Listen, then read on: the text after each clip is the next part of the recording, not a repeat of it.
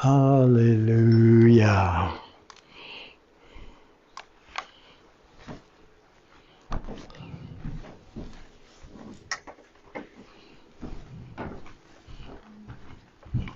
Bonjour. Bonjour. Alléluia. Merci Seigneur.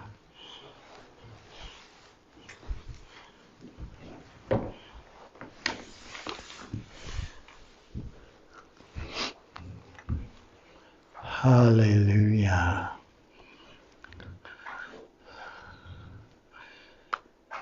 Quelle belle journée. Oui. Faut soleil au-dessus de tout ça, hein? Moi, je me suis réveillé un matin, je me suis dit, quel merveilleux soleil aujourd'hui. Alléluia. Quelle belle journée. Une vraie journée d'automne. Toutes les journées d'automne sont belles. Alléluia. Alléluia. Quand on a Jésus qui nous remplit. Alléluia. Merci Seigneur. Alléluia. Alors, pour les dîmes et les offrandes, eh bien, vous pouvez soutenir, contribuer à l'œuvre du Centre chrétien des Sept-Îles via Interact. Et vous avez sur la page Facebook toutes les informations nécessaires pour faire des virements. Et je vous remercie pour votre fidélité. Et parlant de dîmes et d'offrandes aussi, on a commencé à recueillir des denrées non périssables. Et il y a un panier dans le lobby. Où est-ce qu'un panier d'épicerie et vous pouvez déposer là-dedans des denrées non périssables. Il y a un congélateur en bas si vous voulez apporter des produits congelés. Et puis, tranquillement, pas vite, on va garnir une réserve alimentaire, une banque alimentaire.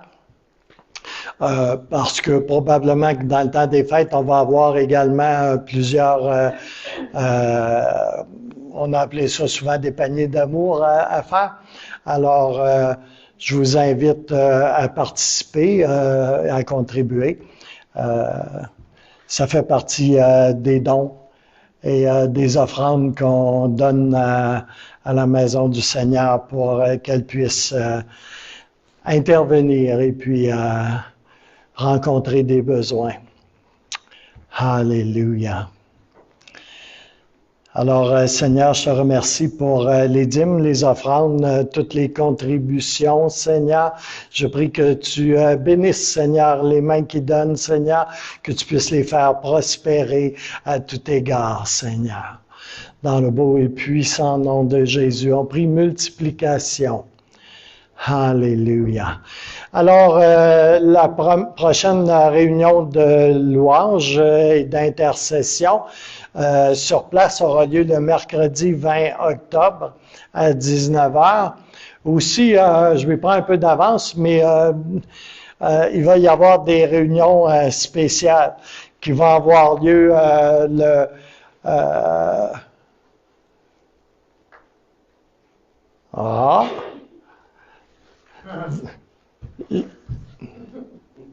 C'est parce que j'ai changé cette annonce-là.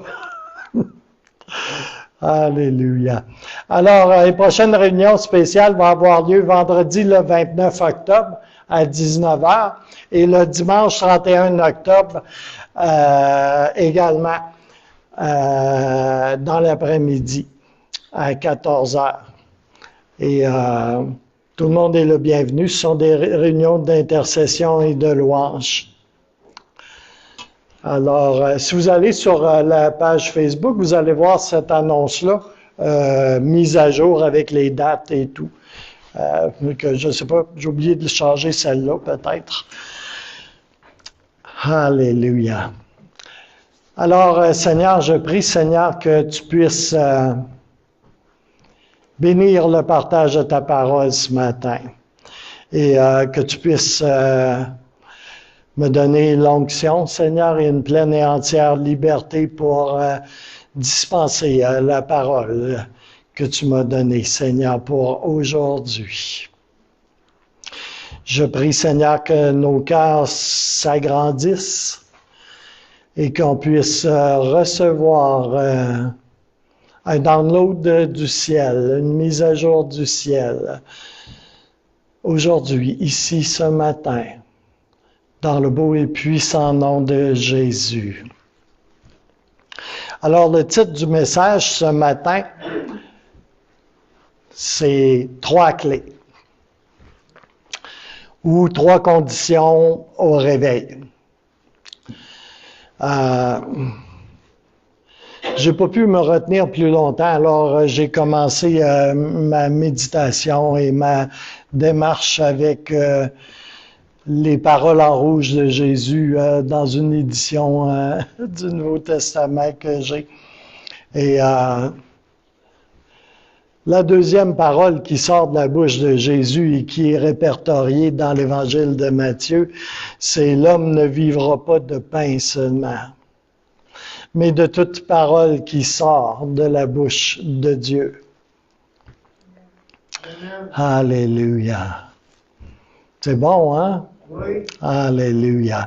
C'est une parole fondamentale pour tout enfant de Dieu. Mais mon sujet ce matin, et qui n'est pas sans rapport avec cette parole qui sort de la bouche de Jésus, ce sont les conditions fondamentales du réveil, et je garde ça extrêmement simple.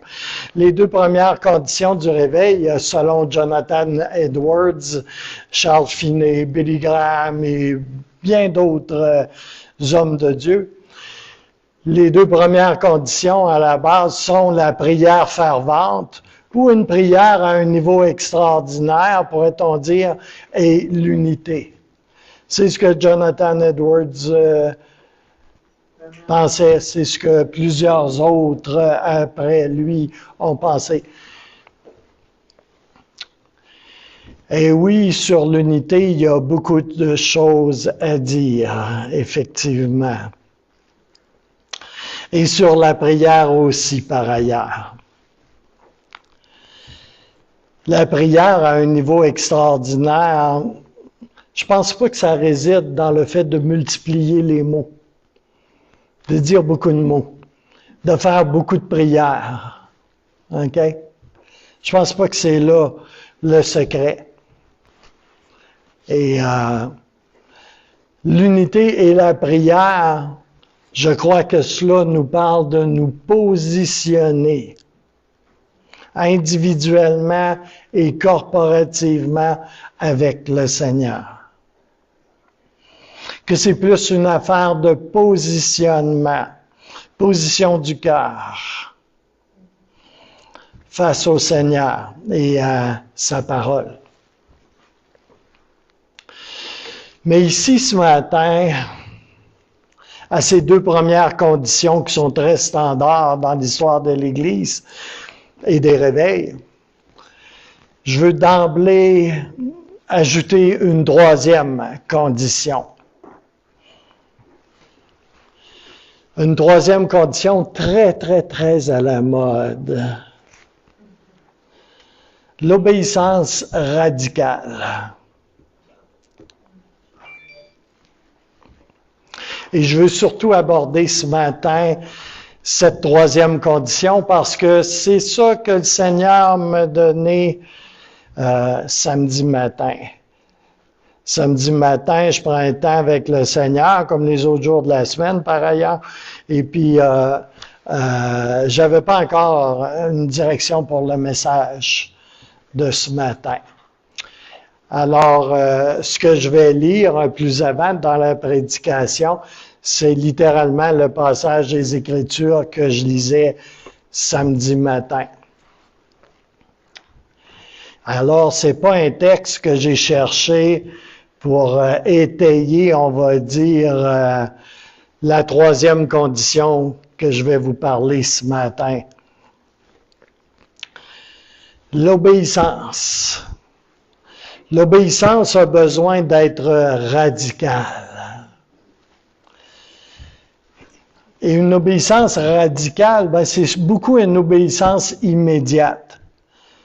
Parce que si tu commences à tergiverser, à raisonner, à soupeser, à évaluer avec ta brillante intelligence et ta grande expérience, il est fort probable que tu n'obéiras pas. C'est pas mal comme ça que ça va finir. Et vous savez, l'obéissance est simplement l'obéissance. Sinon, tout ce qui n'est pas l'obéissance, c'est de la désobéissance. Il n'y a pas vraiment d'entre-deux. Il n'y a pas de demi-obéissance. Ça n'existe pas. Tout autre chose que l'obéissance complète est de la désobéissance.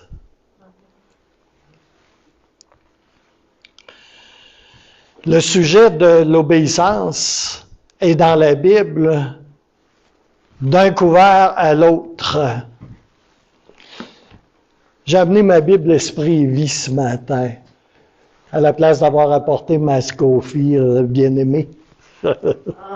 Mais du premier couvert au dernier couvert, là, ça parle d'obéissance dans les Écritures. Alléluia. Dès le début, la désobéissance s'est manifestée. Un petit peu après le couvert du dessus. Hein? Tu sais, la désobéissance de grand-maman puis de grand-papa Adam nous a mis dans le trouble, pas à peu près. Il y a eu des conséquences à cette désobéissance. Puis là, je vais lancer ça là, tout de suite comme ça. Il y a dans l'Église et dans le monde chrétien, au sens très large, là, quelque chose d'étrange, une drôle de pensée, qui dit qu'il n'y a pas de conséquences à la désobéissance. Je ne sais pas où est-ce qu'ils ont pris ça, hein? Je ne sais pas. Mais c'est vraiment là, puis c'est ancré dans les pensées, hein? C'est ancré dans la pensée, vraiment profondément. Tu sais, on n'a pas de misère à être nonchalant, tu sais, puis désobéissant, puis à faire ce qu'on veut. On va mettre ça bien simple et très clair, tu sais, comme là. Mais tu sais, comment tu peux justifier ça? Si tu as une Bible, tu l'as lu au moins une fois, quelque part, j'espère. Tu sais? Là, je suis parti à dire des tu Ça m'arrive de temps en temps, quelques fois par année. Tu sais? Alléluia. Vous savez, Jésus lui-même a appris l'obéissance. Hein, c'est dans votre Bible, ça, hein? Oui. Jésus lui-même a appris l'obéissance par les choses qu'il a souffert. Il a été obéissant jusqu'à la mort de la croix. On voit ça dans Philippiens 2.8. Et Hébreux 5.8, c'est juste quelques passages, hein, c'est comme on peut en citer énormément, nous dit qu'il a appris. Il a fallu qu'il apprenne.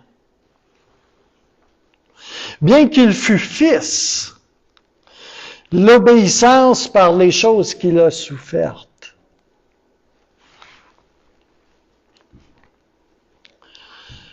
Alléluia.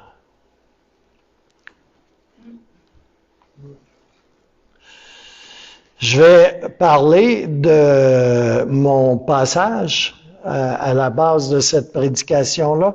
C'est 1 Samuel 15. Ma lecture de samedi matin, c'est 1 Samuel 15. Vous savez que Samuel est le dernier des juges, de la belle période des juges, qui était caractérisé par une chose. Le peuple d'Israël n'avait pas de roi et tout le monde faisait ce que bon lui semblait. Il faisait ce qu'il voulait. Okay? Ça, c'est le passage clé, caractéristique du livre des juges. Et Samuel, en l'occurrence, est le dernier des juges. Parce que le peuple de Dieu, Israël, à cette époque, va vouloir avoir un roi. Autrement dit, il rejette Samuel. En fait, il rejette les fils de Samuel, qui n'ont pas vraiment un bon témoignage en partant. Mais à travers ce rejet, c'est Dieu qui le rejette.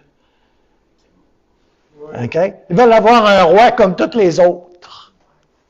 Mais c'est bien simple, là. Tiens. Et 1 Samuel 15 nous parle de la désobéissance du roi Saül, qui est le premier roi d'Israël.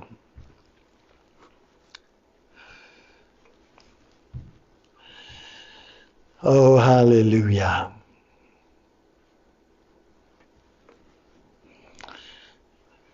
Vous savez, le concept de liberté est aujourd'hui quelque chose.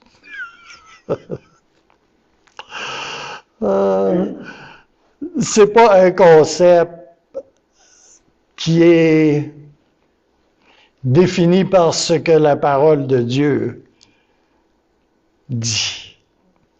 Et il y a une liberté dans le Seigneur, entendez-moi bien.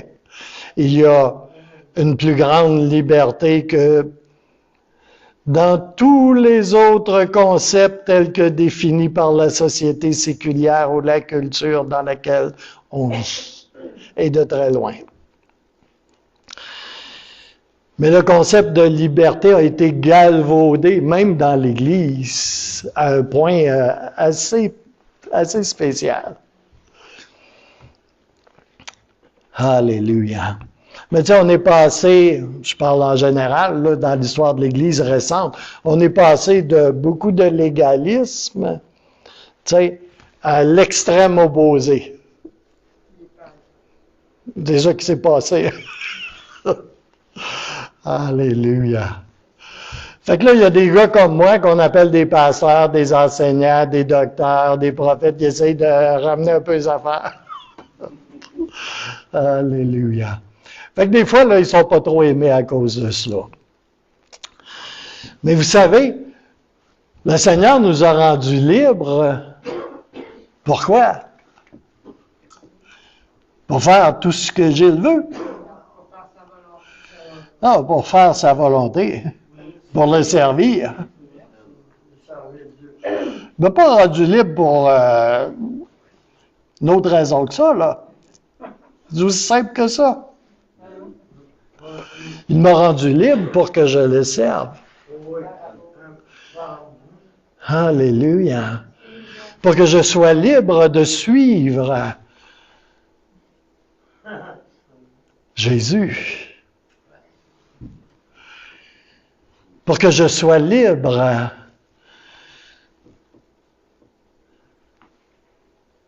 d'être un homme au service de Dieu. Alléluia. C'est pour ça qu'il m'a rendu libre.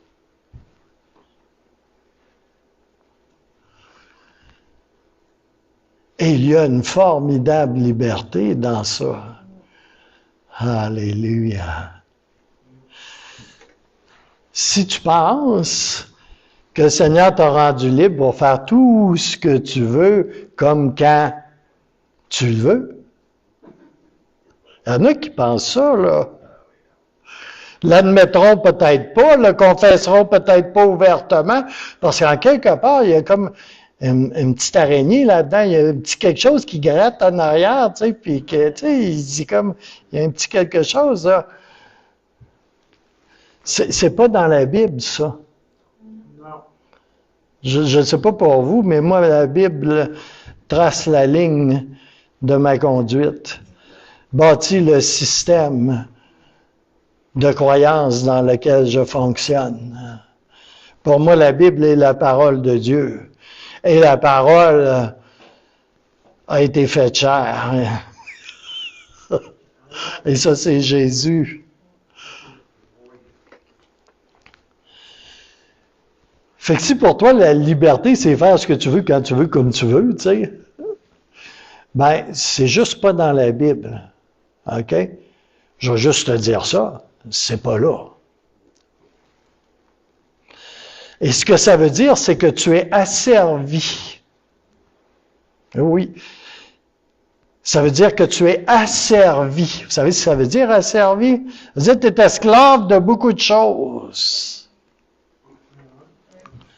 Tu es dans l'Évangile selon Carole.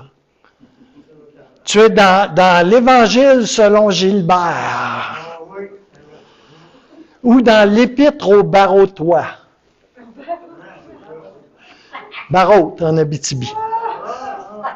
C'est un petit village. C'est là que t'es, ou en quelque part dans le même genre. T'es pas dans la Bible, édition Esprit et Vie, Scofield, Darby, etc., etc. T'es dans quelque chose d'autre.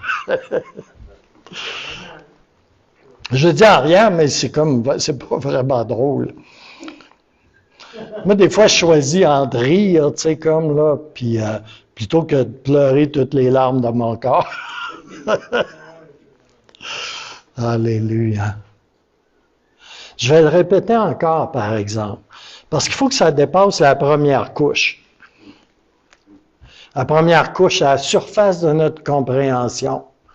Le Seigneur nous rend libres pour le servir. Pourquoi il a sorti les Israélites de l'Égypte? Qui avaient fait un pique-nique dans le désert? Non. C'était pour aller le servir. Hein? Moïse, il dit à Pharaon, là, on va aller là, on va servir Dieu. Tu sais, comme... Non! Ça n'a pas vraiment changé, ça, hein? Ça, je vous le dis tout de suite. Alléluia. Tout ce qui t'empêche... Moi, je suis un radical, hein? Puis je m'en excuse pas d'aucune façon. Mais tout ce qui t'empêche de servir Dieu comme il te le demande, là, c'est un lien d'asservissement dans ta vie. Plus clair, un lieu, une place, une condition où tu n'es pas libre en Christ pour suivre Christ et servir Dieu. Amen. Tu sais, tu as une hypothèque de 200 000 350 000 parce que ça, c'est standard à cette île, ça a l'air. Tu sais, tu as une hypothèque de 350 000 sur le dos, là. Ta femme est obligée de travailler, toi, tu es obligé de travailler, puis tu travailles le dimanche, tu es obligé de faire de l'overtime, là. Regarde, je vais te mettre ça simple et biblique. Tu n'es pas libre pour servir Christ, tu n'es pas libre pour servir Dieu. Ben non. Pensez-y 2 minutes. T'as fait un choix, là. T'as fait des choix, là. T'es pas libre pour servir Christ.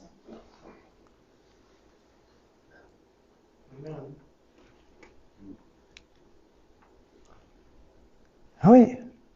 Ça peut être beaucoup d'autres choses qui passent pour... ben, tu sais, c'est correct, hein? Tout le monde le fait. Ben oui, tout le monde le fait. Je commence à faire ce que tout le monde fait, là. Je dis, c'est comme... Pas sûr qu'on va se retrouver. Un certain jour, vous savez. Alléluia. savez, je ne sais pas si vous le savez, j'ai probablement dû vous le dire, mais c'est vrai, je ne suis pas légaliste d'aucune façon.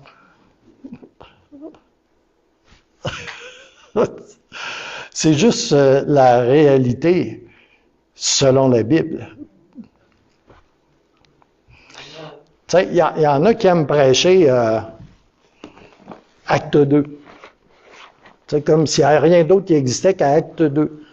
Il y en a d'autres, il y en a beaucoup, là, c'est 1 Corinthiens 13. Tout est là-dedans, tout est là. Ben, pourquoi il y a ces autres pages-là d'abord?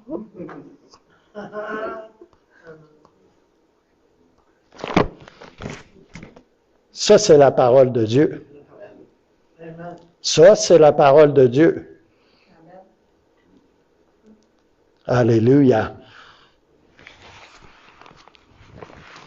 Alléluia.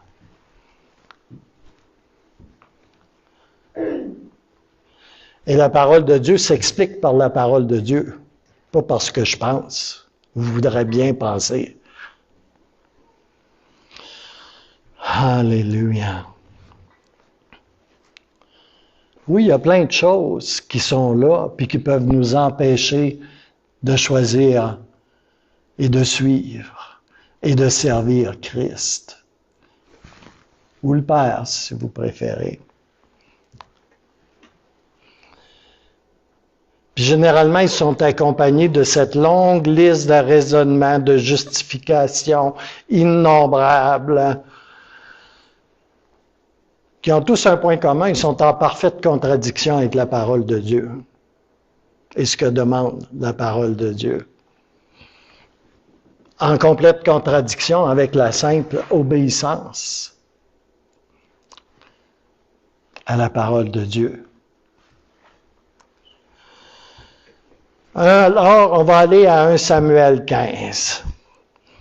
Je vais essayer de mettre un petit peu de contexte là, autour là, pour que vous puissiez vous placer dans l'histoire. Saül, le roi Saül, OK?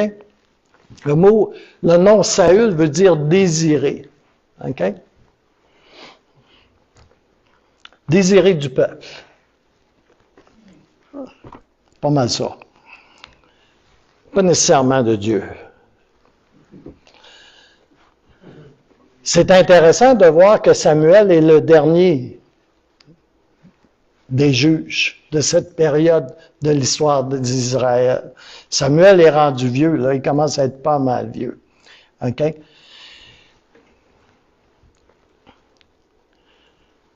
Et puis là, il y a toute une histoire là, d'animaux perdus, puis Saül va partir à la recherche de ces animaux-là, tu sais. Puis ça va le conduire finalement à Saül, à Samuel. Vous savez, Saül est le type de la personne religieuse et très charnelle, qui pense pouvoir contraindre Dieu, forcer Dieu à ses conditions puis dans ses affaires, par des pratiques religieuses. Autrement dit, pour faire une histoire courte, avec le temps, là, il aurait fini par écrire l'Évangile selon Saül. OK? Il y a celui de Carole, de Gilbert, là, il y en aurait eu un de Saül. On s'en va avec beaucoup de livres, hein? La première désobéissance marquée du roi Saül, c'est un gars impatient. Son fils Jonathan est un peu comme ça aussi. Okay? Sauf que lui, on va dire, ben, c'est un bon gars, tu sais. C'est un bon chum à David, tu sais, comme pire. Tu sais. Mais il a ce petit trait de caractère-là. Lui aussi, pas très, très patient. Quand il a le goût de passer à l'action, là, c'est pas trop long. Il y a un bon côté à cela aussi, remarquez. Fait que là, dans 1 Samuel 13, versets 8 à 14, c'est probablement la chose la plus majeure dans les désobéissances de Saül. Ça va comme suit. Il attendit 7 jours le rendez-vous fixé par Samuel. Il attendait le prophète, hein, tu sais, comme pour avoir le conseil de Dieu et faire un sacrifice au Seigneur. Celui-ci n'arrivait pas. Tu parles d'une affaire.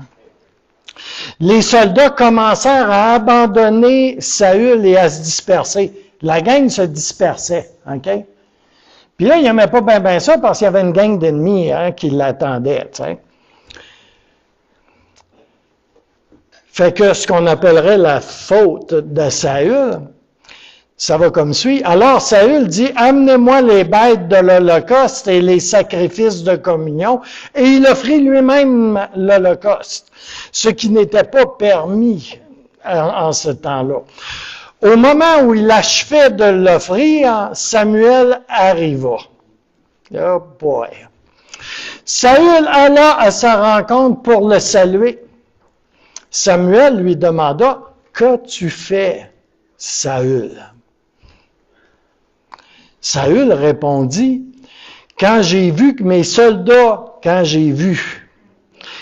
soldats se dispersaient loin de moi, et que tu n'arrivais pas au rendez-vous fixé et que les Philistins étaient concentrés à Michmas, je me suis dit, les Philistins vont tomber sur moi à Gilgal avant que j'aie pu implorer l'Éternel. » Écoutez bien. Alors je me suis fait violence. Il prend Samuel pour une valise pas à peu près. Hein? Alors je me suis fait violence et j'ai offert l'Holocauste. Samuel dit à Saül, « Tu as agi comme un insensé. Tu n'as pas obéi au commandement que l'Éternel, ton Dieu, t'avait donné. Si tu l'avais fait, en parenthèse, obéir au commandement de Dieu, l'Éternel aurait affermi ton autorité royale sur Israël et il aurait fait en sorte que tes descendants y gardent pour toujours la royauté. Mais puisque tu as désobéi, il n'y aura pas aucune conséquence. Non. Si c'est écrit ça dans votre Bible, là, changez de Bible. Mais puisque tu as désobéi aux ordres de l'Éternel, ta royauté ne subsistera pas. L'Éternel a décidé de se chercher un homme qui corresponde à ses désirs et de l'établir chef de son peuple. Et ça, nous savons que c'est David. Saül, juste là, vient de se faire dépouiller de la royauté. OK? C'est fini. C'est fini pour lui, la royauté. OK? Dieu s'est détourné de lui. Juste là. Ça, c'est avant le passage qui m'intéresse ce matin, là.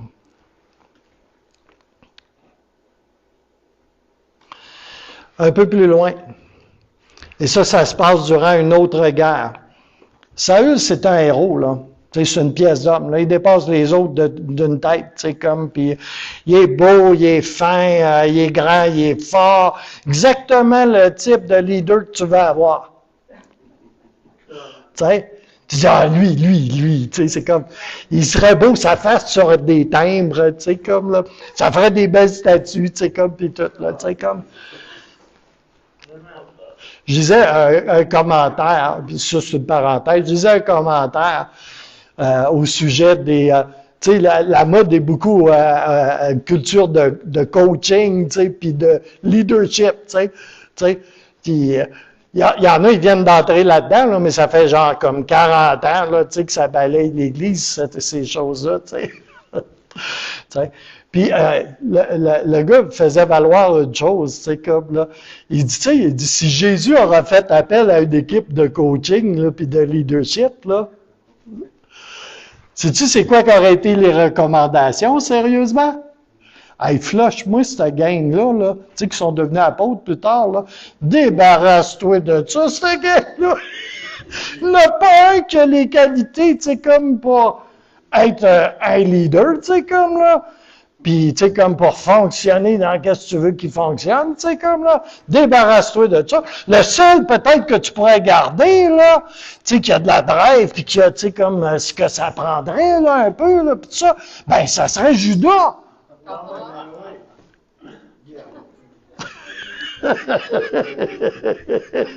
J'ai trouvé tellement savoureuse. Alléluia.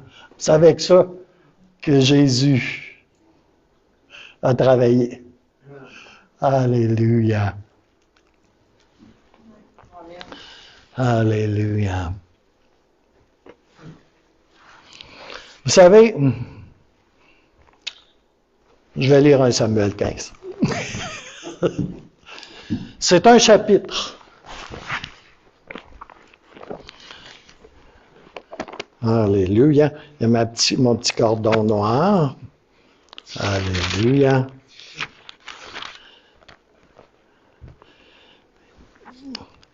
« 1 Samuel 15. » Laissez le Saint-Esprit vous parler à travers les Écritures. Alléluia. 1 Samuel 15, verset 1. Samuel dit à Saül, « C'est moi que l'Éternel a envoyé pour t'oindre, roi sur son peuple, sur Israël. Écoute donc ce que dit l'Éternel. Ainsi parle l'Éternel des armées. Je me souviens de ce qu'Amalek fit à Israël lorsqu'il lui ferma le chemin à sa sortie d'Égypte. Va maintenant, frappe Amalek et dévouer par interdit tout ce qui lui appartient. Tu ne l'épargneras point, et tu feras mourir hommes et femmes et enfants et nourrissons, bœufs, brebis, chameaux et ânes. Ça, on appelait ça dévouer par interdit. Okay? Tout de suite en partant, là, ça c'est la première chose, première directive qu'il reçoit. Okay? Est-ce que vous pensez qu'il va obéir à ça? Absolument pas. Non. Saül convoqua le peuple et en fit la revue à Télaïm. Il y avait 200 000 hommes de pied et 10 000 hommes de Juda. Quand même bien, hein? Ça fait une bonne gang. Saül marcha jusqu'à la ville d'Amalek et mit une embuscade dans la vallée. Il dit aux Kéniens, « Allez, retirez-vous, sortez du milieu d'Amalek, afin que je ne vous fasse pas périr avec lui, car vous avez eu de la bonté pour tous les enfants d'Israël, lorsqu'ils montèrent d'Égypte. » Et les Kéniens se retirèrent du milieu d'Amalek. Saül bâtit Amalek depuis Havila jusqu'à Shur, qui est en face de l'Égypte. Il prit vivant Agag, roi d'Amalek, et le dévoua par interdit. Et il dévoua par interdit tout le peuple en le passant au fil de l'épée. Mais Saül et le peuple épargnèrent Agag. Et les meilleures brebis, les meilleurs roast beef, je veux dire les meilleurs bœufs, les meilleures bêtes de la seconde portée, les agneaux gras, ben quand même, hein? Et tout ce qu'il y avait de bon. OK? Fait qu'ils ont dévoué par interdit tout ce qui ne vaut pas 5 cents. Tout ce qui n'est pas bon. OK? Les bêtes malades, c'est comme, etc., etc. Ils ne voulurent pas le dévouer par interdit et ils dévouèrent seulement tout ce qui était méprisable et chétif. C'est ce qu'on donne à Dieu, hein, c'est comme les restes. L'Éternel adressa la parole à Samuel et lui dit, « Je me repens d'avoir établi Saül pour roi, car il se détourne de moi et il n'observe point mes paroles. » Samuel fut irrité et il cria à l'Éternel toute la nuit. Il se leva de bon matin pour aller au-devant de Saül, et on vint lui dire, « Saül est allé à Carmel, et voici, il s'est érigé un monument. »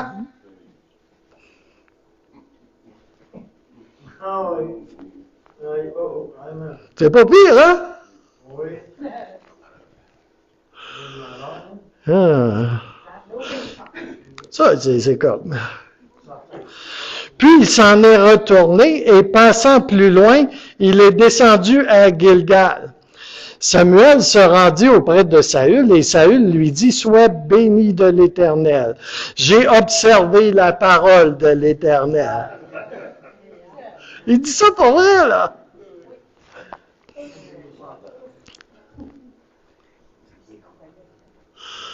Samuel dit, « Qu'est-ce donc ce bêlement de brebis? »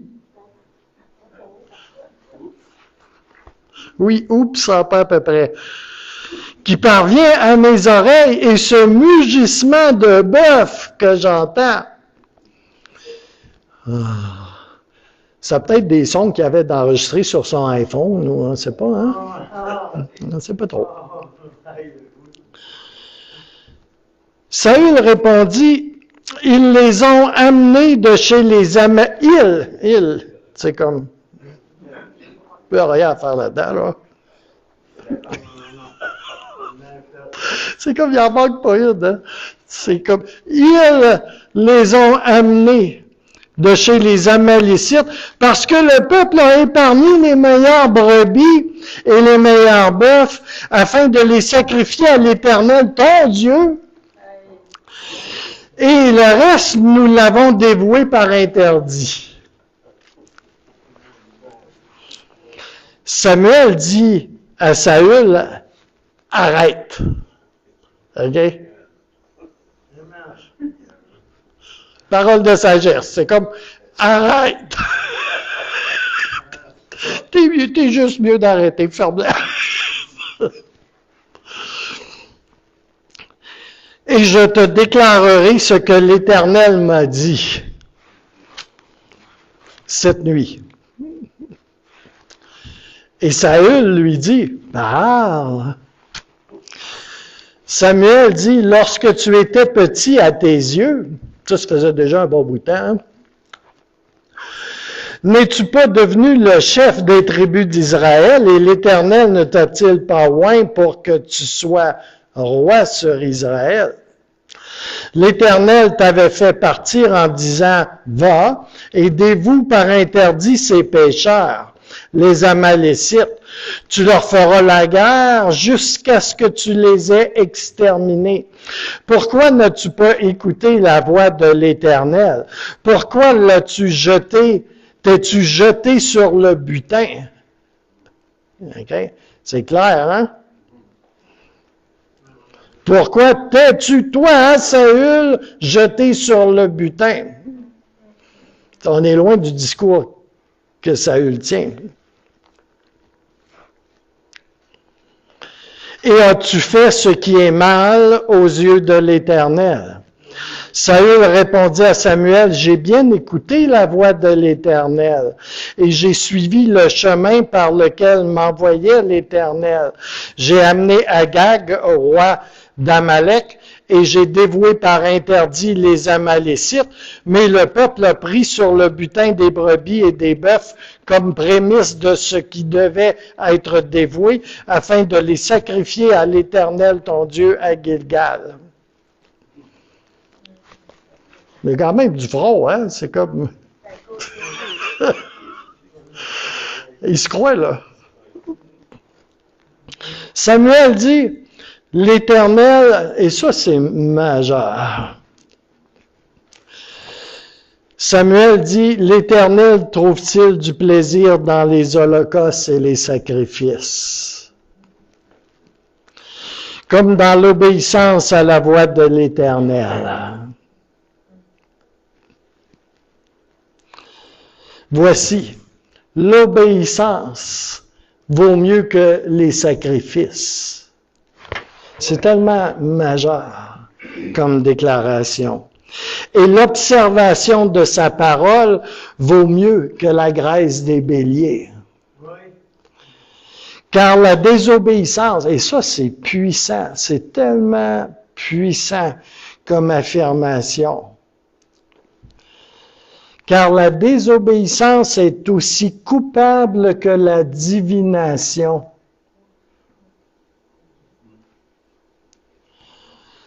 La pratique de la divination est une abomination. Il n'y a pas grand-chose de pire que tu peux faire. Et la résistance ne l'est pas moins que l'idolâtrie et les téraphim. Puisque tu as rejeté la parole de l'Éternel, il te rejette aussi comme roi. Alors Saül dit à Samuel, « J'ai péché et j'ai transgressé l'ordre de l'Éternel et je n'ai pas obéi à tes paroles. Je craignais le peuple. » Eux autres, ils voulaient avoir des roast beef, là. Et j'ai écouté sa voix.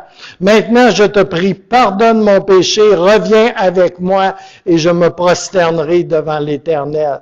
Samuel dit à Saül, je ne retournerai point avec toi, car tu as rejeté la parole de l'Éternel et l'Éternel te rejette afin que tu ne sois plus roi sur Israël. Et comme Samuel se tournait pour s'en aller, Saül le saisit par le pan de son manteau qui se déchira. Quand tu es prophète, là, il y a beaucoup de choses, hein?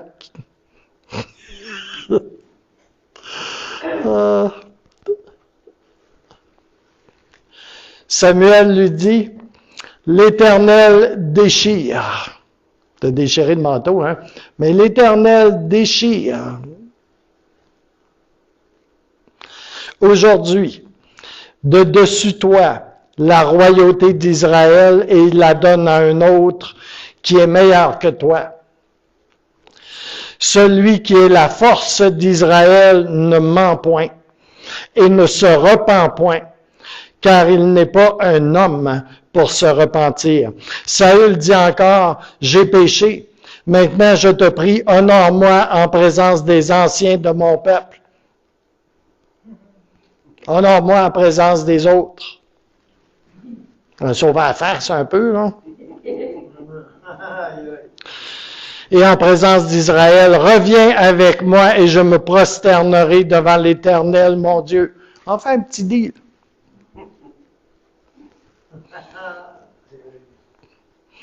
Moi, je n'irai pas là faire des deals.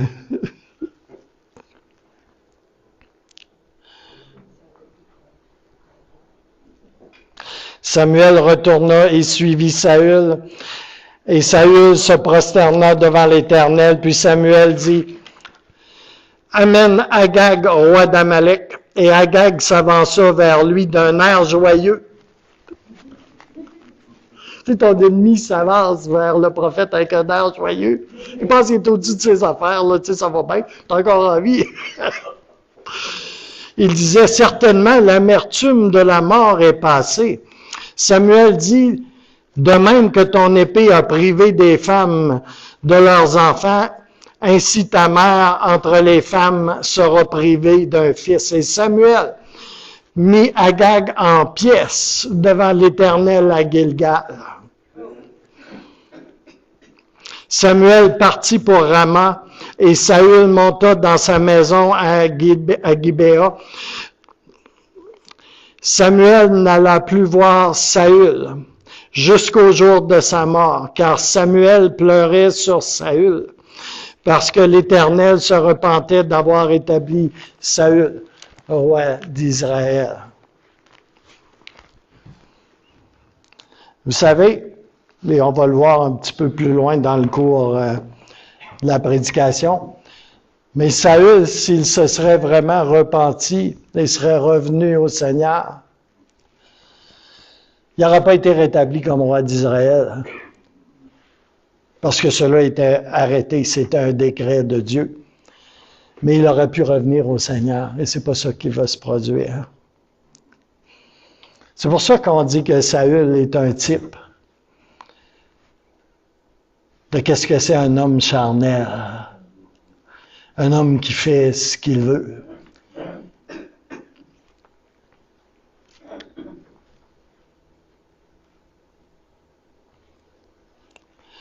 savez, le problème de Saül est très simple.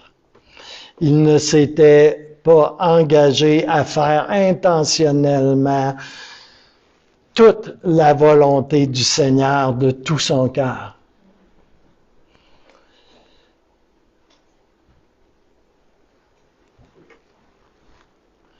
Il a refusé de suivre les instructions précises qu'il avait reçues de Dieu. Il s'est libéré de Dieu. Et il a défini lui-même les bornes de sa liberté en tant que roi. Comme beaucoup de gens dans nos milieux qui disent être chrétiens, ils estiment que la parole de Dieu est bonne, mais pas assez sacrée et assez bonne pour qu'on lui obéisse dans les moindres détails. Qu'on lui obéisse à la parole de Dieu dans les moindres détails et de tout notre cœur. Ah, la parole de Dieu est bonne. Ah, la pizza de chez Mike est bonne aussi.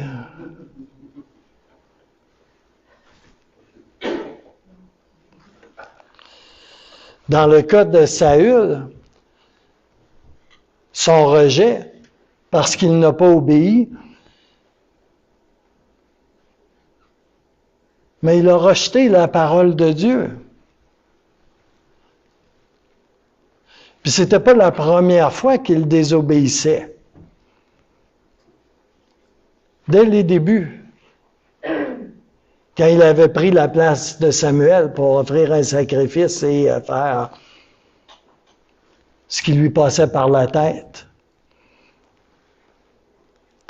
il avait désobéi. Et vous savez, la désobéissance, il faut le dire, elle ne marche jamais seule. La désobéissance marche avec une autre désobéissance et avec un autre encore.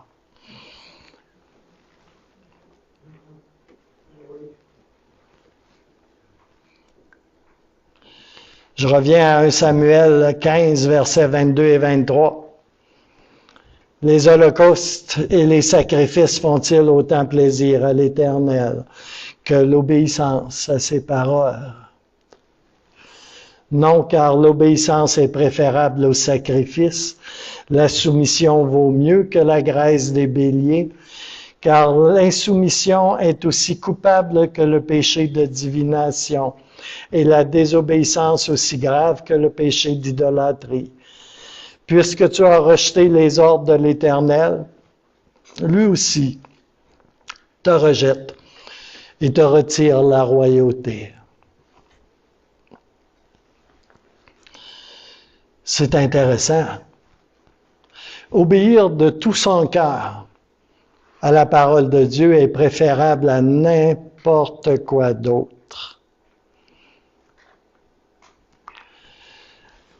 Obéir à la parole de Dieu est préférable à n'importe quel rituel, à n'importe quel service ou sacrifice religieux ou pratique religieuse, en privé ou en public. Elle est préférable à de longues prières, de belles confessions. L'obéissance est préférable à tout cela.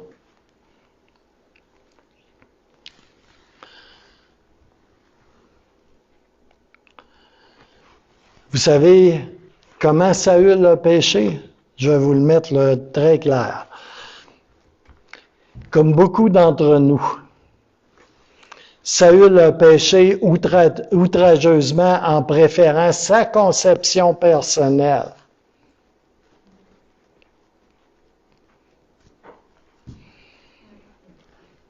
En préférant à la parole de Dieu sa conception personnelle de ce qui était juste, selon lui, et de ce qu'il devait faire. Il a préféré ça à la révélation biblique et connue de Dieu. C'est ce qu'il a fait. Tu sais, on lit des passages dans les Écritures, puis on dit, ah, Saül, tu sais, ben nous. Tu sais? Ouais, tu sais, on dit, ah, moi, j'aurais jamais fait ça. Ah, ouais.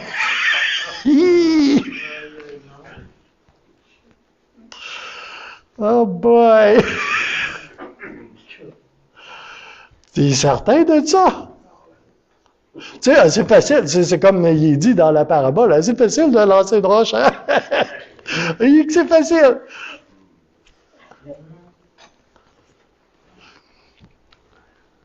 Bon, on fait ça souvent dans les faits, hein? Oui. Ouais. On a de la misère à l'admettre, là, mais on fait ça pas mal souvent. Alléluia. Oh, alléluia. On a la connaissance de ce que Dieu nous demande, hein, bien souvent. Oui. Alléluia. Ça me fait penser à la première parole de Jésus. Tu sais, tantôt, je vous ai lu la deuxième, mais la première, tu sais, parle d'obéissance, hein? Oui. Je ne sais pas si vous aviez déjà remarqué. La première parole qui sort de la bouche de Jésus. J'ai commencé à lire les Écritures en haut, je n'étais plus capable de me retenir. Puis la première parole que Jésus a dit, là, il parle à Jean le baptiseur, Jean-Baptiste, mieux connu sous ce nom. En Matthieu 3,13, laisse faire maintenant. Il est convenable que nous accomplissions aussi tout ce qui est juste. Ça parle d'obéissance. C'est faire ce qui est juste. Faire ce qui est juste, c'est obéir à la parole de Dieu, à ce que Dieu déclare qui est juste. Tu sais, fait que Jean-Baptiste n'était pas tellement à l'aise avec ça, tu sais. Mais Jésus dit, laisse faire. On va juste faire ce qui est juste. Amen. Passe par-dessus tes émotions et tes conceptions.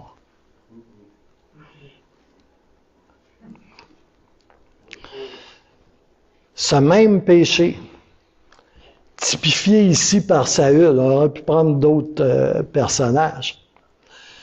Je vous le dis ce matin en regard de la perspective des temps de la fin dans laquelle nous sommes et du retour de Jésus qui se prépare.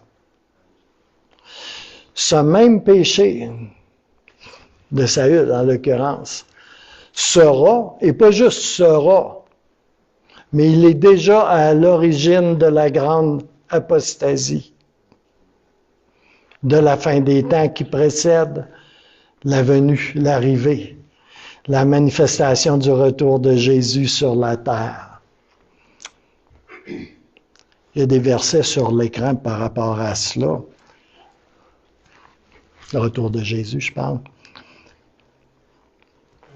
L'adoration, la prière, la louange, les dons spirituels, le service à Dieu et le « je fais ceci, je fais cela pour toi, Seigneur ». Ah, Seigneur, une chance que tu m'as quand même, hein? Sont complètement inutiles. Ils sont inutiles à ses yeux, à lui, s'ils ne s'accompagnent pas d'une obéissance radicale, véritable à la parole de Dieu, au Seigneur et à ses préceptes.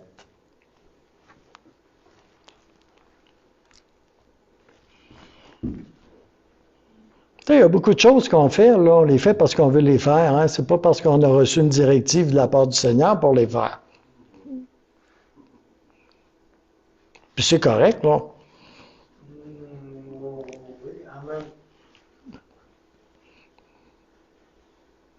Tu sais, si je veux manger le reste du pâté chinois ce soir, là, quand je vais arriver chez nous, là, ouais, c'est correct, c'est comme, je veux le faire. Mais spirituellement parlant, là, Je sais pas pour vous, hein, il y en a qui aiment faire des choses pour faire des choses, et puis ils se sentent justifiés par ça, puis tout ça. Mais tu sais, comme moi, le chant de Miss Walker, là, tu sais, comme là, je fais ce que je te vois faire, je dis ce que je t'entends dire, tu sais, comme, puis tout ça, là. Pour moi, là, c'est pas juste une chanson, c'est ce que je veux. C'est ce que je veux vraiment, là. Puis quand je pense qu'il me dit quelque chose, là, est-ce que vous pensez ce matin que j'ai le goût de prêcher ce que je prêche? Pas vraiment. Mais j'ai pas le choix.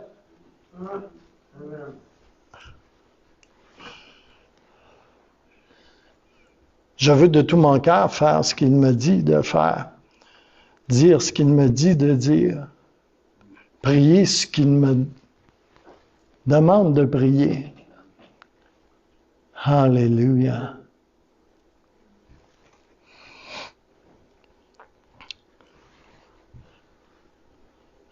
Vous savez, le terme est très fort ici. La désobéissance, nous dit Ésaïe, est comparable à la divination et aux pratiques occultes. Nous dit un Samuel qu'on a vu tantôt qui reprend un passage. C'est une abomination devant le Seigneur. C'est quoi une abomination? C'est une horreur. Ça lui lève le cœur, ça lui donne le goût de vomir. C'est une abomination. Tu sais, c'est comme là. Il n'y a pas personne qui va aller là. Tu sais? Pourquoi la désobéissance est-elle comparable? Et ça, c'est important. Et il y a beaucoup de gens qui comprennent absolument nada, rien du tout dans ça. Pourquoi la désobéissance est-elle comparable à la divination? Pourquoi la parole de Dieu compare ça à la divination? Tu sais, à l'idolâtrie, c'est une autre chose, mais à la divination. Tu sais, c'est utiliser des démons, là, tu sais, veut dire, c'est comme... Attachez votre tuque avec de la broche. Parce que le péché de divination et de magie consiste à manipuler les événements. À manipuler les événements. Les gens, des personnes, ou l'avenir à l'aide des esprits des morts. Lévitique 19, 26, Deutéronome 18, 9, 12. Ou des démons. C'est aussi ce que font... je vais le dire pareil. C'est aussi ce que font certains chrétiens quand ils veulent forcer leur conception et leur volonté sur la vie de leur frère ou de leur sœur dans le Seigneur, ou sur la vie d'un pasteur, ou sur la vie d'une église. Forcer leur volonté, ce qu'ils veulent, ce qu'ils pensent, ce qu'ils voudraient bien voir arriver. Contrairement et en opposition avec ce que dit la parole de Dieu, c'est très exactement ça. Ce n'est pas autre chose. La rébellion contre la parole de Dieu est comparable à ce péché. La désobéissance à la parole de Dieu est comparable à ce péché de divination. Savez-vous pourquoi? Parce que c'est clairement et manifestement un rejet de la seigneurie de Dieu dans ta vie. Comme ça. Je connais mieux, je sais mieux.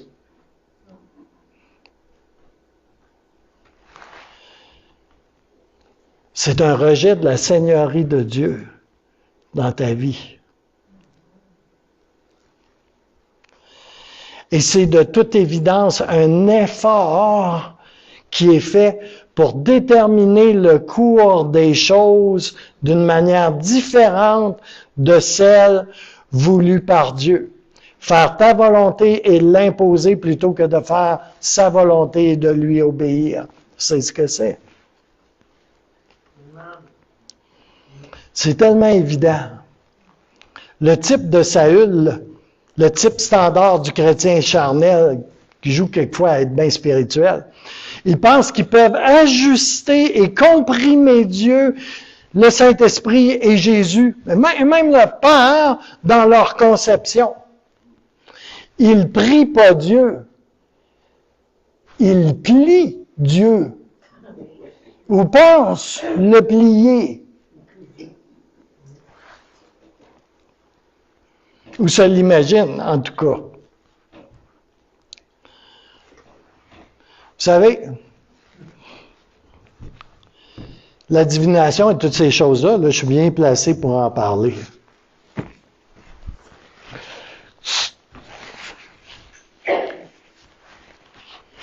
J'avais à peine 2 ou 3 jours dans le Seigneur depuis ma nouvelle naissance. J'avais quelques heures dans le Seigneur depuis ma nouvelle naissance. Je n'avais pas de Bible encore. Puis une nuit que je travaillais dans un restaurant à cette époque-là. J'ai entendu ces paroles-là d'une façon littérale. J'avais pas de Bible. J'avais aucune connaissance. J'avais pas grand-chose. J'avais Jésus. J'ai entendu littéralement dans mon oreille.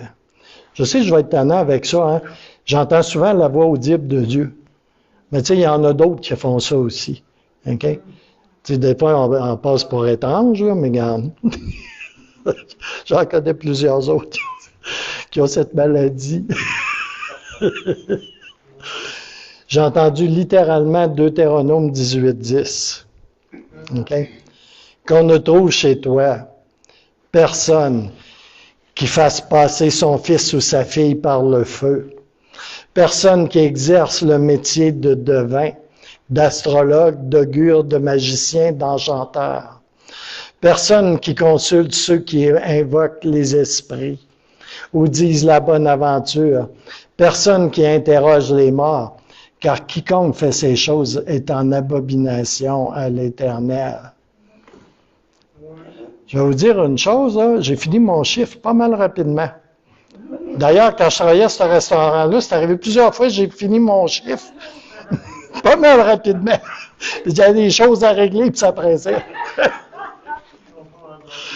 Je suis arrivé chez moi, OK?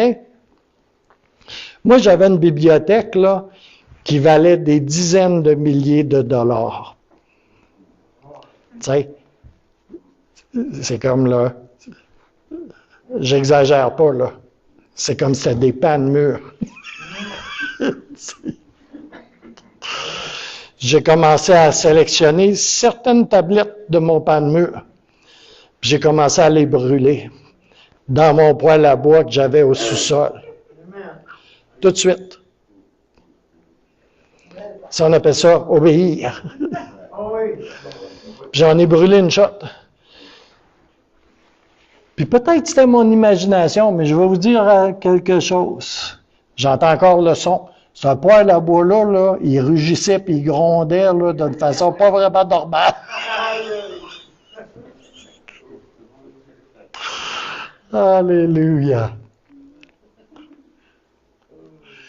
Plus tard, j'ai brûlé 99% de ma bibliothèque.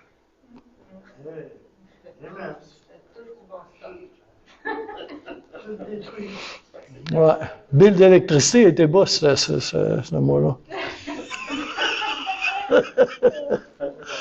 Non, on avait fait, à l'époque, ça se faisait souvent, on a fait un grand feu de joie de toutes les affaires, comme, qui venaient d'Égypte, qu'on avait gardées. Là. Mais j'avais déjà détruit à quelques reprises beaucoup de choses. Pourquoi? Il y avait des choses comme la divination, tout ce qui est énuméré là, j'ai fait ça. J'ai pratiqué ça. Et ce monde voulait me payer pour ça. OK? Amen.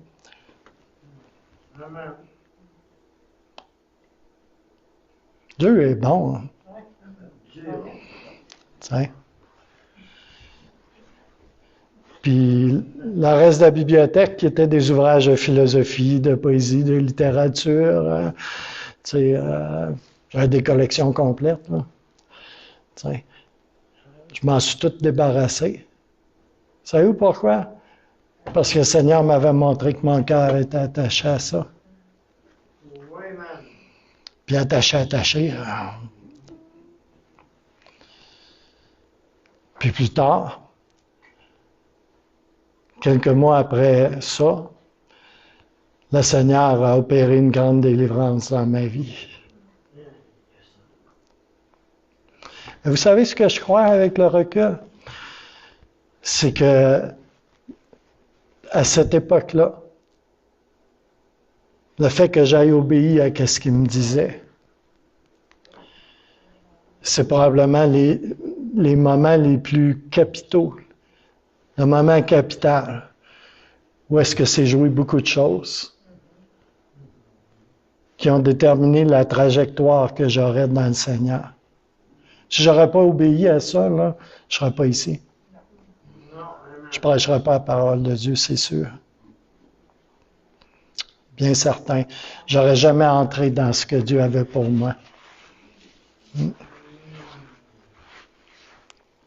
C'était des idoles dans ma vie. J'ai jamais regretté ça. Parce que je n'aurais pas été libre pour le servir. Je n'aurais pas pu être libre pour le servir. Et à intervalles réguliers dans ma vie, le Seigneur m'a demandé des choses. Et je ne suis pas mieux qu'un autre, là. J'étais un fichu de rebelle, hein? Le Seigneur ne m'a pas laissé vraiment bien des chances, par exemple. Je pense que des fois, il m'a traîné par les cheveux. Mais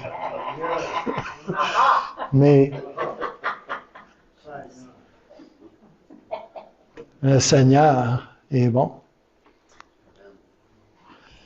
Alléluia.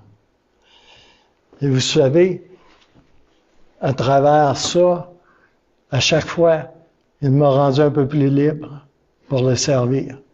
Et c'est pas juste une affaire d'une fois. J'ai perdu des dizaines de milliers de dollars en salaire parce que dimanche, je voulais être ici. Je ne voulais pas être ailleurs. Ça avait un prix. Puis il y en a 20 qui auraient buzzé. Puis il y en a qui buzzaient quand ils m'entendaient le dire aussi.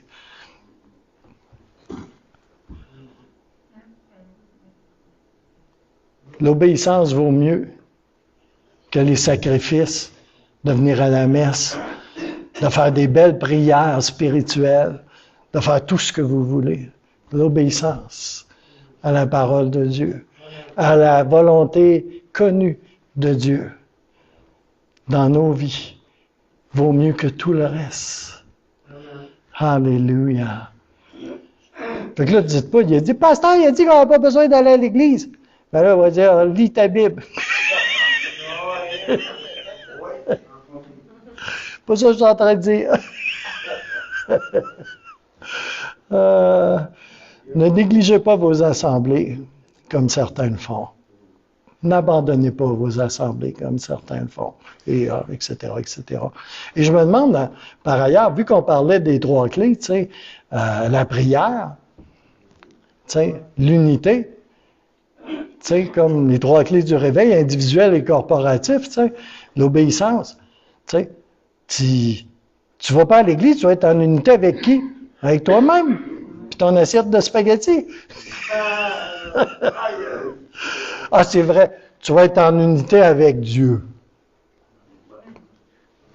Oh, ben là, ça change tout.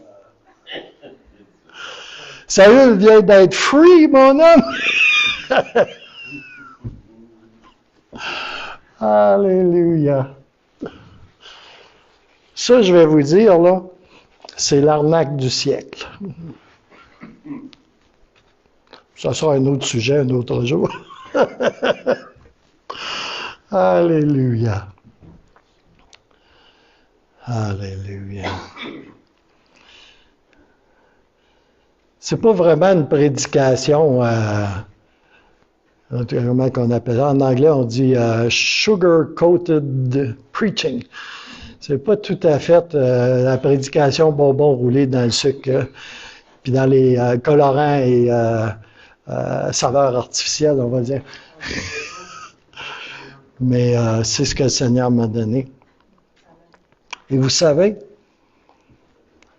Je sais pas ce qu'elle a, hein? C'est comme cette horloge-là, là, les aiguilles tournent plus vite que la normale. Hein? Mais je reviens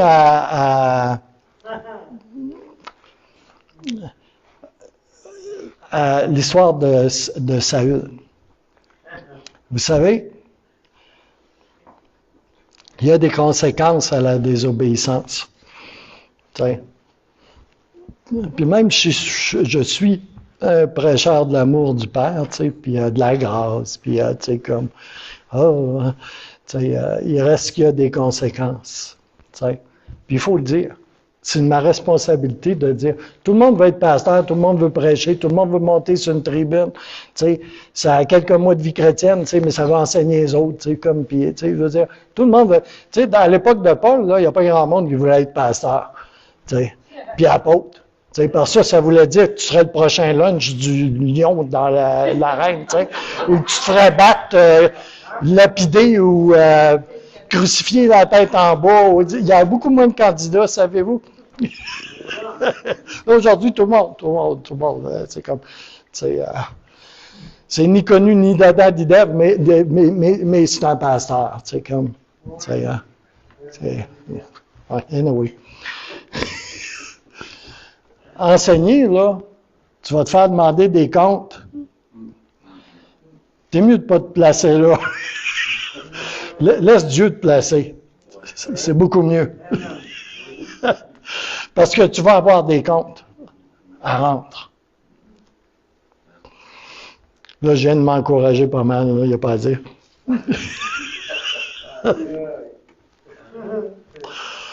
Oh boy.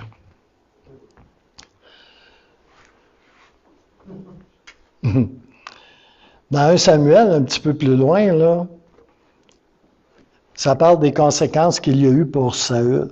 On sait qu'il a perdu la royauté. OK? Ça va être une longue histoire. Certains d'entre vous connaissent probablement l'histoire. Essayer de faire de la misère à David en masse, puis ça a été bien compliqué.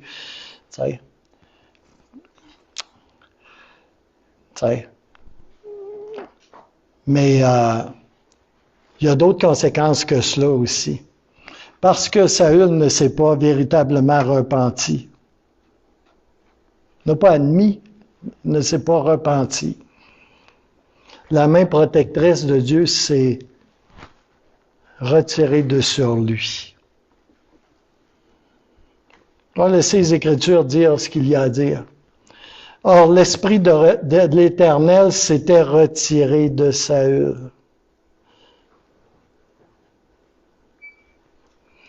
Et un mauvais esprit, envoyé par l'Éternel, le tourmentait.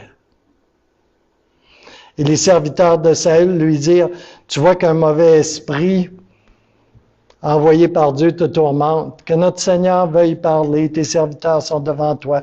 Ils rechercheront un homme qui va faire de la musique pour toi, et contrer ce mauvais esprit agissant. » Ça va être David, hein? Un homme selon le cœur de Dieu. Pas parfait, lui non plus, mais un homme selon le cœur de Dieu. Alléluia. Vous savez, il y a une chose fascinante ici, qui m'a vraiment frappé. On voit ça dans 1 Samuel 19. Quand Samuel, là, va communiquer à Saül, qui a un appel sur sa vie pour être roi, qui va être placé de Dieu pour être roi. Savez-vous ce qui s'est passé? C'est très particulier.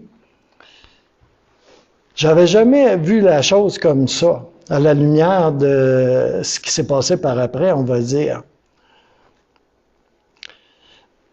1 Samuel 10, verset 9. Dès que Saül eut tourné le Dieu pour se séparer de Samuel, Dieu lui donna un autre cœur. Vous savez, Saül, là, ça n'a jamais été le choix de Dieu, hein? C'est pas la décision de Dieu. Le peuple, il voulait avoir un beau bonhomme.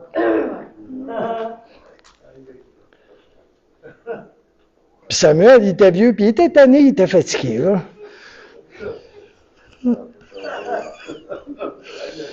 Mais Dieu ne l'a pas juste envoyé comme ça. Il lui a donné un autre cœur. C'est quelque chose, hein? Amen. Puis tous les signes que Samuel lui avait donnés à Saül, tu vas voir, c'est vraiment Dieu. C'est vraiment Dieu, là. Il va être avec toi, tu sais, comme là. Tu sais? Il va avoir ces signes-là, puis ces signes-là, puis ces signes-là. Ça s'est tout accompli dans la même journée. Wow! Alléluia! Nos choix. La désobéissance a des conséquences. Dieu lui avait donné ce qu'il avait besoin pour bien partir. Les directions, les directives, un nouveau cœur, un autre cœur. On saute des fois par-dessus des passages des Écritures pour toutes sortes de raisons. Mais Saül s'est écarté. Il a fait des choix pour plaire aux autres, pour toutes sortes de raisons. Parce que lui, il pensait. Alors que Dieu lui avait mis ça très clair et très simple.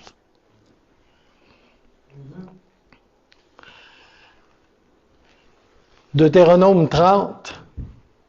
Je vais mettre la diapo suivante. Deutéronome 30, 15, 16. J'ai déjà eu ce passage-là qu'un pasteur m'a donné. Je pense que ça s'en rappelle. Vois, je mets aujourd'hui devant toi la vie et le bien, la mort et le mal.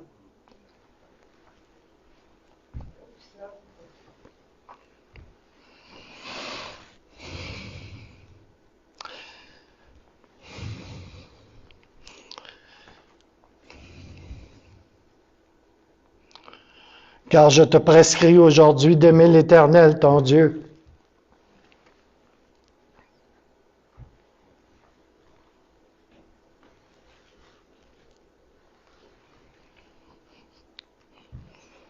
De marcher dans ses voies et d'observer ses commandements, ses lois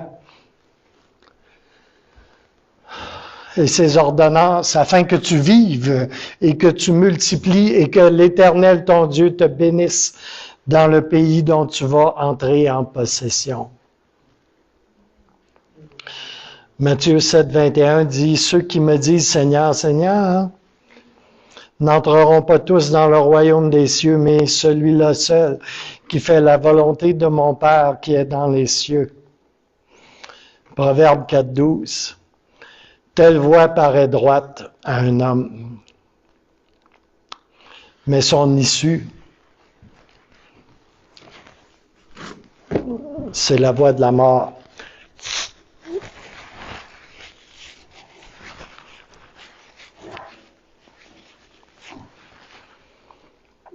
Jean 14, 23. Jésus dit, ou Jésus lui répondit, « Si quelqu'un m'aime, il gardera ma parole.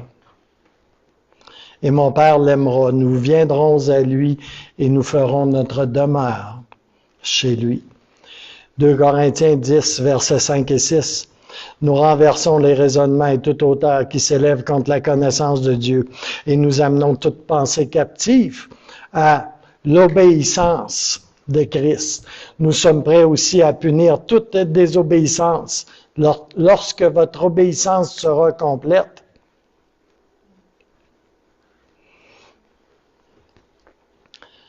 « 1 Pierre 1, 2 » qui sont élus selon la prescience de Dieu le Père par la sanctification de l'Esprit, afin qu'ils deviennent obéissants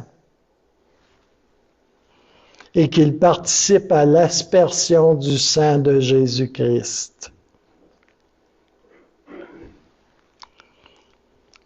Deutéronome 27, 10. Tu obéiras à la voix de l'Éternel, ton Dieu. Et tu mettras en pratique ses commandements et ses lois que je te prescris. Je pense que j'ai pas mal tout dit ce que j'avais à dire. Mais comment on peut parler de prière qui est une des clés de ce qui était partagé au début. Comment pourrait-on parler de prière sans obéissance? Comment pourrait-on parler d'unité sans obéissance? Toutes ces choses-là sont indissociables dans les faits.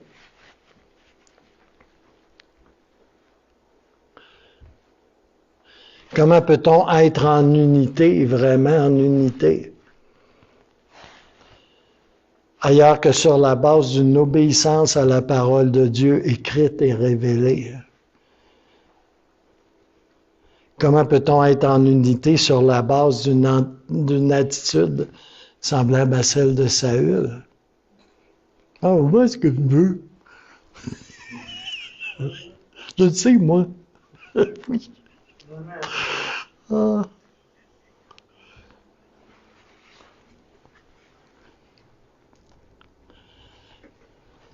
savez, c'est peut-être moi, là.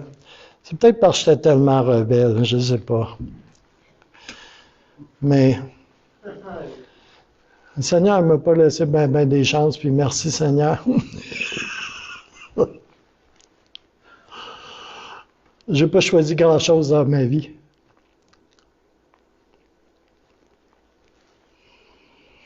Puis je sais que c'est détonnant, là, parce que il y a la vache sacrée du libre arbitre là, qui est là, tu sais, puis qui veut se faire adorer, puis plein d'autres choses, tu sais. Mais j'ai pas cette impression-là d'avoir eu la liberté de choix.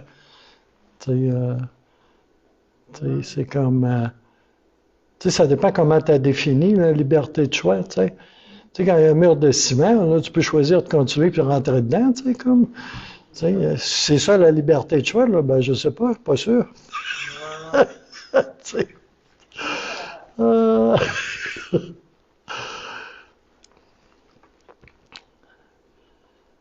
Mais je crois réellement dans mon cœur que quand on veut faire ce qu'on veut, comme on veut, à nos conditions, je pense que jamais on va servir les autres non plus. Tu sais, on se sert soi-même dans ce temps-là. C'est soi-même qu'on sert dans ce temps-là. On ne sert pas le Seigneur comme il le demande dans sa parole. Puis on n'est pas dans l'obéissance que Dieu nous demande. Tu sais. Je sais, l'obéissance, c'est pas un mot à la mode. Tu sais. Les gens n'aiment pas entendre parler de ça, tu sais. Comme ils n'aiment pas entendre parler de la soumission. Ah, ça, c'est-tu laid comme mot, hein? Soumission. Ah! Ah! Ah!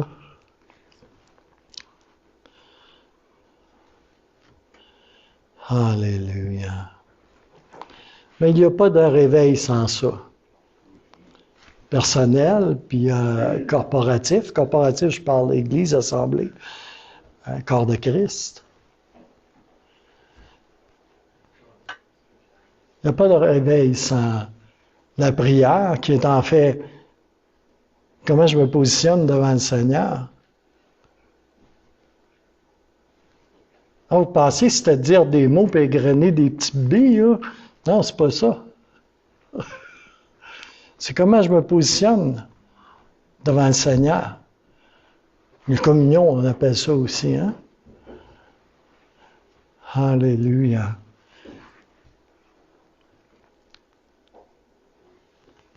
Sans la prière, le positionnement, qui est synonyme, sans l'unité, qui est aussi un positionnement, et l'obéissance, il n'y a pas de réveil. Il n'y a pas de réveil personnel, mais il n'y a pas de réveil aussi corporatif.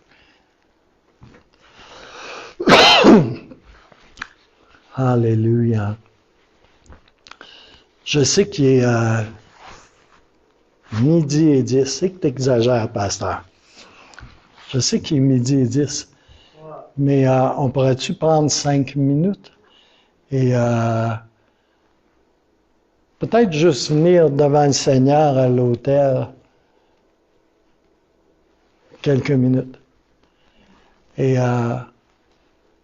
si ce partage de la parole de Dieu vous a interpellé de quelque façon, eh bien, je vous inviterai à avancer quelques minutes et peut-être vous reconsacrer au Seigneur. Vous savez, Saül, là, qui a perdu la royauté, c'est bien plate, là, tu sais. C'est comme une vedette d'Hollywood qui gagne pas son Oscar, tu sais, ou qui perd la faveur de ses fans, tu sais. Mais pour lui-même, Saül, là, aurait pu changer de track, se repentir et se consacrer à nouveau. Tu sais? Puis tu sais, c'est facile de rire de Saül ou de le juger, là, mais on est tous de la même nature. Tu sais? On n'est pas mieux que lui. Saül est un héros de bien des façons. Mais indépendamment de la royauté, il aurait pu se repentir et venir au Seigneur. En langage post-évangélique, on va dire, tu sais, il aurait pu préserver son salut, même s'il a perdu sa job. On va mettre ça simple. Amen. Alléluia. Alors, Seigneur, je vais mettre un fond musical.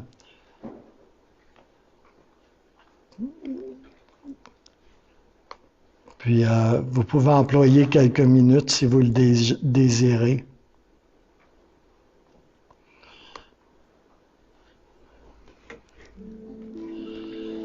Alléluia. Alors, Seigneur, je te remercie, Seigneur, pour la parole de ce matin, Seigneur. Je sais qu'elle n'est pas sugar-coated. Elle n'est pas enrobée de ce qui flatte le palais. Mais Seigneur, je prie, Seigneur, que tu puisses faire une œuvre par ton Saint-Esprit ici ce matin, et dans mon cœur et dans le cœur de tous les auditeurs de cette parole. Tu dis que ta parole ne retourne pas à toi sans avoir fait un effet. Je prie, Seigneur, qu'elle fasse un effet, Seigneur. Peut-être qu'on a besoin de se repentir, peut-être qu'on a besoin d'approfondir un peu notre marche avec toi. Je prie dans tous les cas de figure, Seigneur, que tu puisses déposer dans nos cœurs ce matin, sur les auditeurs via Internet, pour les auditeurs ici sur place, Seigneur, en présentiel. Puisses-tu faire une œuvre dans ma vie encore et encore, et dans chacune de nos vies, dans le beau et puissant nom de Jésus. Dépose un esprit de conviction, Seigneur. Et peut-être bien de péché et de justice. Qu'on puisse peut-être vivre un temps de repentance, Seigneur, individuelle et collective, Seigneur.